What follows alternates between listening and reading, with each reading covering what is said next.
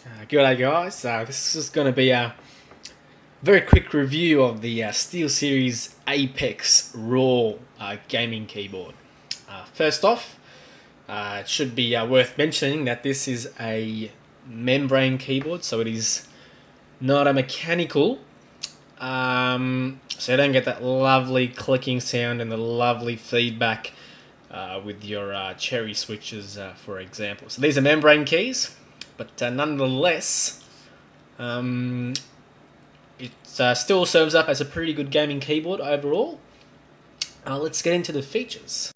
Okay, so this keyboard is low profile, so the keys don't really have to depress it that far. I'll give you guys an idea of how far you need to depress the keys. So that's about how far it goes. It's pretty good. You get a lovely springy sort of feedback for a membrane key set. The other cool feature is the lighting. Unfortunately, the lighting it's not that bright, but I think the white it's pretty nice. It's pretty clean. My camera sucks. So there's 8 or 7 different levels of brightness. So this is the highest one at the moment. It's not particularly bright, but it's enough. It's not distracting. I think it's just at the right level at the highest setting.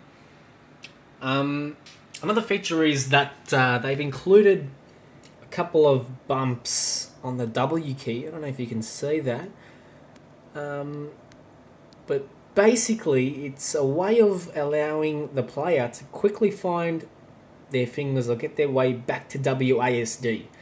Personally, I found it a completely useless feature. The bumps are way too subtle to be actually noticeable, and to be honest, they could have made them bigger or gotten rid of them completely. The other cool thing is you can disable the Windows key. So if you're in game and you're fragging some noobs, you can disable this key, and it will stop the start button from coming up. So the way you do that is you press the SteelSeries key, which is located just there, and you press that key and the Windows key. So right now, if I press the Windows key, you can see it comes up. But I can go ahead and disable that right now. So I press that key and that one. And if I press the Windows key now, you can see that it doesn't come up. It's a pretty cool feature. And of course, if you want it back, you can just do the 2-key combination again. The other thing I noticed, they've included a couple of omnidirectional keys here. Personally, I think these aren't that useful. In a lot of racing games, a lot of players use the good old WASD over there, or ESDF if you go that way. I personally feel the extra keys are a bit of an unnecessary addition. And over here, there's a lovely SteelSeries logo. It's shining remarkably brighter than the keys. So they probably could have put that lighting over to the keys instead of to the bloody logo. The other thing you notice about the keyboard is the oversized spacebar. Personally, I think it's pretty cool. I like it. A very welcome addition. For some people, the thumb rests just below the spacebar, but if you got pretty big thumbs, and there you go.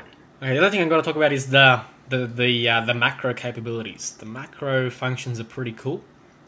You get 2 layers of macro keys, and there's 5 on the left side, and there's 12 extra M keys on the top there.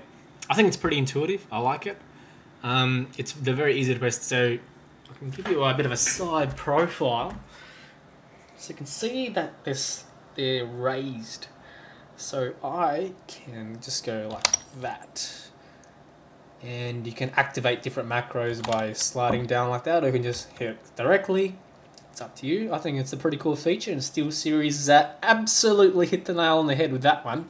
So with the SteelSeries software, It's pretty intuitive, pretty cool. We'll just open it up right now. So here we go. Just go to the keyboard. And we can see you can map each macro key to a functionality. It's pretty cool. It's pretty standard, it's what you'd expect. And of course you can map for whichever layer you want as well. So that's pretty cool. So you can choose your macros and your custom actions over here. The software is pretty intuitive. So you can change the settings. You can change how bright you want the keys to be. You can do that on the keyboard as well. It's pretty cool. Polling rate, pretty good to leave it at 1000 Hertz. And you can change your keyboard layout if you want. Another cool thing is the statistics feature. So you can find out how many times you press any number of keys in a certain amount of time by pressing the start button here. Personally, I haven't used it, but I'm sure for people who are very keen on statistics, it may come in very handy. One small gripe, the caps key, it's not indented just near the A, so I'm finding myself hitting both the caps and the A key quite often. So personally, I wish they indented just that part of the caps key there, so that you wouldn't end up pressing both the caps and the A key at the same bloody time. I do have one other bit of a gripe with the keyboard, is the build quality. Personally, I think it could be better for spending roughly $80 on this keyboard. You can see that there's a little bit of flex, so if we go ahead and press, don't know if you can hear that, but there's a bit of creaking in the chassis. And if I just quickly lay this down here, and if I lift up the keyboard, you can so if I start rotating it and start twisting the ends to each other, you can hear a little bit of flex. Overall, I think the quality is alright though. That's in certain extreme circumstances. With the accessory package, it's fairly basic. So you get it in a lovely black box. As you can see, it's a very basic accessory package. Get a SteelSeries sticker and a quick start guide, which no one is going to use, and a couple of extra rubber feet, so you can actually change the height of your keyboard. I'm currently using the extended ones. That's pretty neat. Pretty neat addition from SteelSeries. Overall, I feel like SteelSeries have done a pretty good job for a membrane key set. The keys are good and provide some good response. But obviously you get what you pay for, so it's a membrane key set, so you're not going to get some amazing quality. Overall, I really liked it. There's a few niggles here and there. I forgot to mention, actually, the wrist rest is pretty freaking small.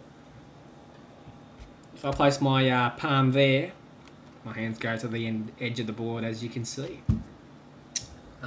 So I personally feel that you either give a full-fledged wrist rest or you get rid of it completely. Don't give us a half-baked one, mate. Overall, there you go. I hope you enjoyed the review. It's a pretty big keyboard, takes up a decent chunk of your desk space, but overall, I feel like they've done a pretty good job and hit the lower end budget market.